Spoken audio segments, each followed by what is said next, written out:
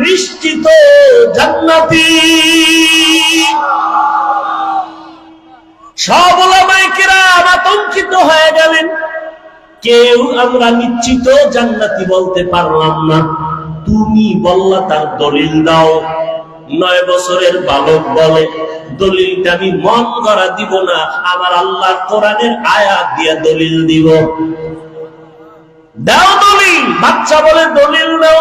আম্মা মান খাফা মাকাম রাব্বিহি ওয়া নাহান নাফসা আনিল হাওয়া ফাইন্নাল জান্নাতা হিয়াল মাওয়া। হর কে দার খৌফে হকদার দি মাদাম জান্নাতুল মাওয়া দেহাত পুরা মাকাম জুজবা হকচি জে মখাজ ইনসুজা ফজলে কুআ মস্তে দর জুমলা জাহা।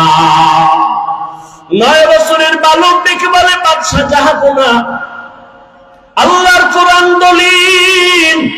আল্লাহ ওয়াদা করেছেন দুনিয়ার জমিনে থাকিয়া গুনাহ করার সুযোগ পাইয়াও যারা আল্লাহর আদালতে দাঁড়াইয়া হিসাব দেওয়ার ভয়ে বান্দা গুনাহ করবে না, আল্লাহ ওয়াদা করেছেন আমি তাকে নিশ্চিত বিনা হিসাবে জান্নাত দিয়ে দিব। আল্লাহর কোরআনের আয়াত দিয়ে আমি দলিল দিলাম।